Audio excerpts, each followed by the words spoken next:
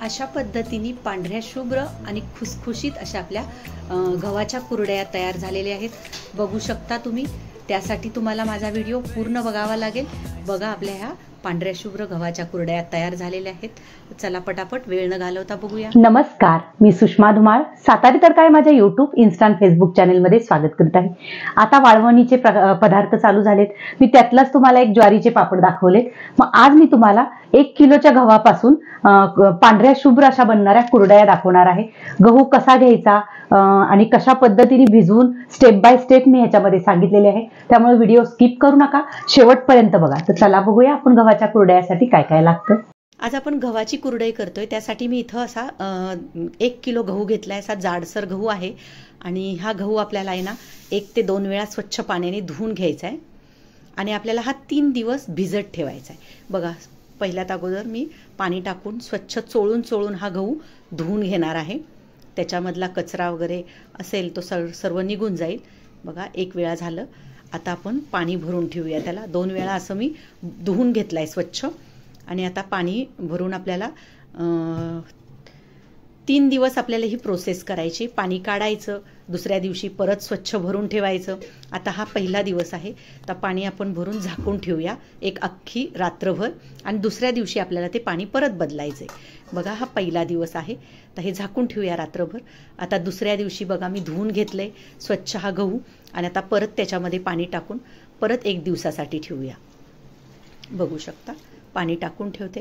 तर अशाच पद्धतीने मी तिसऱ्या दिवशी पण करणार आहे आणि तिसऱ्या दिवसानंतर आपण त्याला धुवून काढायचं आहे। बघा, इथं आपण झाकून ठेवूया 2 दिवस।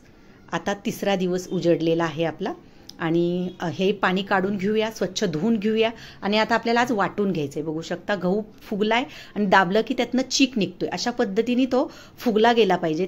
3 दिवस त्यासाठी पाणी बदलत राहायचं। बघा, आता हा मी मिक्सरच्या भांड्यामध्ये टाकून थोडंसं पाणी टाकून हे वाटून घेणार आहे। बघा, वाटलेलं अशा पद्धतीने वाटून घेतले ते एका भांड्यामध्ये आपण काढून घेऊया। अशाच पद्धतीने मी पूर्ण हा गहू असाच वाटून घेते। पाणी टाकून वाटून घ्यायचा आहे। बघू शकता, झालेलं आहे हे वाटून। तर सगळं गहू करून घेऊया आपण तसाच। इथं आपला पूर्ण तयार झालेला आहे गहू वाटून। आता आपल्याला काय करायचंय, त्याच्यामध्ये थोडंसं पाणी ॲड करायचंय आणि आपल्याला एका पातेल्याला मी असा कॉटनचा कपडा बांधून घेतलाय किंवा तुमच्याकडे चाळणी असेल तर ती चाळणीने सुद्धा तुम्ही चाळून घेऊ शकता। मी कॉटनच्या कपड्यावर परत चाळणी ठेवली, जेणेकरून आतमध्ये कोंडा नाही गेला पाहिजेत, व्यवस्थित चीक निघला पाहिजेत। अशा पद्धतीने फिरवत आपण त्यातला चीक काढायचा आहे आणि जो हा चोथा आहे ना, बघा असा फिरवून चोथा निघतो। तो चोथा आपल्याला एका पातेल्यामध्ये काढून घ्यायचा आहे। त्या चोथ्यात सुद्धा परत पुन्हा आपल्याला पाणी टाकून परत त्याचा चीक निघसपर्यंत त्या चोथ्यातनं पण परत एकदा पाणी टाकून काढायचंय। बघा, आता मी हा चोथा एका पातेल्यामध्ये टाकते। ऑलरेडी त्या पातेल्यात मी पाणी घेतलेलं आहे। आता चांगलं पिळून घेऊया, पूर्ण त्यातला चीक काढून घेऊया। आता अशीच प्रोसेस आपण अख्खं जेवढं वाटून घेतलंय तेवढं सर्व करून घेऊया। बघा, आता एका पातेल्यात मी जो हा कोंडा काढलेला आहे ना, त्यात पाणी टाकून घेतलेला आहे। आता आपण काय करायचं, तो चोथा आहे ना चांगलाच मळून घ्यायचा हातावर आणि बघा इथं चीक पण निघालेला आहे। तर जोपर्यंत पांढरं पाणी निघत राहते तोपर्यंत ह्या चोथ्यामध्ये पाणी टाकत अशा पद्धतीने 1 ते 2 वेळा त्यातनं पुन्हा एकदा चीक काढून घ्यायचा। बघा, इथं आपला चीक तयार झालेला आहे आणि त्याच्यातनं थोडीशी तुरटी फिरवायची, जेणेकरून काय होईल, दुसऱ्या दिवशी आपण ज्यावेळेस चीक बघतो ना त्यावेळेस पाणी वर राहतं आणि खाली जो आपला चीक असतो तो खाली बसून राहतो। आता झाकून ठेवूया। बघा, आता पाणी आपलं वर दिसतंय ना, आपला चीक खाली बसलेला आहे। तर एका पातेल्यामध्ये ते पाणी पूर्ण आपण काढून घेऊया। अशा पद्धतीने जोपर्यंत चीक दिसत नाही किंवा चीक येत नाही त्या पाण्याबरोबर तोपर्यंत पाणी काढत राहायचंय आणि चीक पाण्याबरोबर यायला लागला की त्याच टायमाला आपल्याला ते स्टॉप करायचे। बघू शकता, आता आपलं पाणी पूर्ण निघून गेलेलं आहे आणि खाली फक्त चीकच राहिलेलं आहे। तर ह्या टायमाला आपण हे स्टॉप करून घेऊया, आपला चीक पूर्ण काढून घेऊया। बघा, आता इथं आपला चीक काढून घेतलाय एका पातेल्यात। आता ह्या पातेल्यात आहे ना आपण चीक काढून घेतलाय, तर हाताने पूर्ण मिक्स करून घेऊया। तो खाली बसून राहतो, घट्ट होऊन जातो। बघा, अशा पद्धतीने त्याला फोडून घ्यायचा आहे। आता आपल्याला काय करायचंय, एक पातेलं घ्यायचंय, त्या पातेल्यात माप माप म्हणून ते पातेलं घ्यायचं आहे आणि त्याच्यामध्ये हा चीक ओतून घ्यायचा आहे. बघायचं आहे की किती ह्याच्यामध्ये चीक बसतोय. बघू शकता एवढं चीक बसलंय. आपल्याला तेवढंच पाणी लागणार आहे. आता ह्या पातेल्यातलं चीक आपण एका भांड्यामध्ये ट्रान्सफर करणार आहोत आणि त्याच पातेल्यात आपण तेवढंच पाणी आपल्याला घ्यायचं आहे. बघू शकता आता तेवढंच आपल्याला पाणी घ्यायचं आहे. त्या चिकाचं तिथं रेष दिसतीये आपल्याला. अशा पद्धतीने बघू शकता. बघा आपलं परफेक्ट पाणी प्रमाण झालेलं आहे तेवढंच. आता आपण काय करायचंय, एक मोठं पातेलं ठेवायचं आणि त्यात हे पाणी आपण जे मापून घेतले ते टाकायचंय. बघू शकता. आता त्याच्यामध्ये टाकून घेऊया. एक पातेलं पाणी मोजून घेतलंय तेवढं आणि त्याच्यामध्ये मीठ टाकून घेऊया. बघू शकता इथं मी मीठ टाकले तुमच्या चवीनुसार. आता उकळी छान येऊन द्यायची आणि मग उकळी आल्यानंतर आपल्याला आपण जे चीक काढलाय तो ह्या अशा रवीच्या किंवा तुमच्याकडं रवी असेल त्याच्या साह्याने किंवा कोणतंही लाकूड असेल त्याच्या साह्याने असं घोटायचंय जेणेकरून गाठी नाही बनल्या गेल्या पाहिजेत. गॅस आपल्याला बारीक करायचा आहे आणि असं घोटून घोटून तो चीक हलवून घ्यायचा आहे व्यवस्थित. ह्याला ताकद खूप लागती चीक घोटायला. बघू शकता. बारीक धार सोडायची आणि घुटत राहायचं आहे. गाठ पण नाही झाली पाहिजे आणि फास्ट गॅस नाही करायचा. एकदम बारीक धार अशा पद्धतीने घोटत घोटत घोटत आपल्याला तो चीक व्यवस्थित. बघू शकता इथं आपला चीक घोटून झालेला आहे आणि 5 मिनिटं तरी त्याला आपल्याला असं चांगलं हलवत राहायचंय म्हणजे त्याच्यात गाठी पडत नाहीत. बघू शकता आता इथं आपलं हलवून झालेलं आहे 5 मिनिटांनी. आता आपल्याला त्याला आहे ना वाफ द्यायची.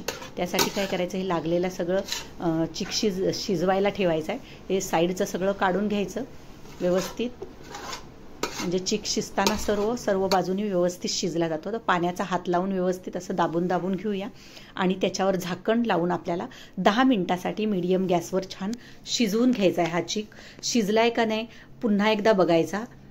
बघा चीक शिजला ना की असा ट्रान्सपरंट बनतो. बघू शकता आपला आता इथं चीक झालेला आहे शिजून. आता आपल्याला ना साच्यामध्ये घेऊन आपल्याला त्याचे कुरड्या पाडायच्यात. बघा इथं आपला चीक झालेला आहे. आता मी साचा घेतला आणि त्याच्यामध्ये थोडं थोडं करत हे शिजलेलं कुरडईचं टाकून घेते पीठ आणि आपल्याला कुरडई तयार करायची. एकदम पांढऱ्या शुभ्र कुरड्या बनतात. आपण त्यात काहीच टाकलेलं नाहीये, ना सोडा काहीच नाही, ना तुमचं खाण्याचा सोडा नाही, काही नाही. आता आपण ते करून घेऊया. बघा इथं मी साचा भरून घेतलेला आहे. आता आपण करूया. तुमचं परफेक्ट बॅटर झालेलं कसं कळणार, तुमची कुरडई तुटली नाही पाहिजे. बघा आपली कुरडई तुटत नाही, एकदम व्यवस्थित येते म्हणजे आपलं हे गव्हाच्या कुरडईचं बॅटर एकदम परफेक्ट बनलेलं आहे. बघा अशा पद्धतीने आपण कुरडई करायच्यात. 3 राऊंड तरी घ्या व्यवस्थित म्हणजे अशी घसघशीत कुरडई व्यवस्थित येते तळताना, तिचे सुकताना तुकडे पडत नाहीत. बघा अशा पद्धतीने आपल्याला कुरडई करून घ्यायची. आता अशा पद्धतीने मी पूर्ण कुरड्या करून घेते. बघू शकता इथं आपल्या कुरड्या पूर्ण झालेल्या आहेत. आता आपण एक दिवस पंख्याच्या हवेतच आपल्याला सुकवून घ्यायच्यात आणि मग दुसऱ्या दिवशी आपल्याला उन्हात टाकायच्यात. बघा एक अख्खा दिवस झालेला आहे. आता मी त्या उलट्या करते. बघा लगेच होत आहेत त्या. आता दुसऱ्या दिवशी आपल्याला त्याला 2 दिवस कडक ऊन लावायचे. आता ह्या पूर्ण उलटून घेऊया. सहज उलटल्या जातात. एक दिवस पंख्याच्या हवेत ठेवल्या ना की ते सहज उलटल्या जातात. आता आपण ह्याला उन्हात 2 दिवस सुकवून घेऊया. बघा 2 दिवस सुकून आलेल्या आहेत कुरड्या. जवळजवळ 1 किलोमध्ये 51-52 कुरडई होती. आता आपल्याला त्या तळून बघायच्यात कशा होत आहेत त्या. बघा इथं तेल गरम करायला लावले आणि आपण तेल गरम झाले का बघूया. एक तुकडा थोडासा टाकून. बघा तेल आपलं गरम झालेलं आहे. आता आपण एक कुरडई टाकून बघायची. हे काढून घेऊया पहिलं. आता एक कुरडई टाकून बघूया फुलतीये का. थोडंसं असं दाबूया म्हणजे बघा आपण काही न टाकता कुरडई केवढी फुगली, छान झाली, पांढरी शुभ्र झाली. आता आपण काढून घेऊया आणि दुसरी एक कुरडई टाकूया. अशा पद्धतीने मी सर्व कुरड्या तळून घेते आणि तुम्हाला दाखवते. बघू शकता इथं आपल्या कुरड्या किती पांढरी शुभ्र झाली बघू शकता आणि फुलली पण खूप. काही न टाकता, सोडा नाही, तुमचं काहीच नाही आपण त्यात टाकलं तरी किती छान फुलतायत कुरड्या आणि पांढऱ्या शुभ्र होत आहेत. काय काय म्हणतात गव्हाच्या लाल होतात, नाही, ह्या पांढऱ्या झालेल्या आहेत. बघू शकता इथं आपल्या कुरड्या तयार झालेल्या आहेत, तळून एक नंबर दिसत आहेत. आता आपण त्या बघूया किती कुरकुरीत झाल्यात, खुसखुशीत. बघू शकता, आवाजाने तुम्हाला कळालंच असेल, एकदम खुसखुशीत अशा पांढऱ्या शुभ्र गव्हाच्या कुरड्या इथं तयार झालेल्या आहेत. कशी वाटली रेसिपी? तुम्हाला आवडली असेल तर तुम्ही या उन्हाळ्यात नक्की ट्राय करून बघूया. परत भेटूया पुन्हा असाच व्हिडिओ घेऊन. मी दाखवलेल्या गव्हाच्या कुरड्याची रेसिपी तुम्हाला आवडली असेल तर तुम्ही नक्की घरी ट्राय करून बघा. आणि तुम्ही अजून माझं चॅनल सबस्क्राईब केलं नसेल तर प्लीज सबस्क्राईब करा.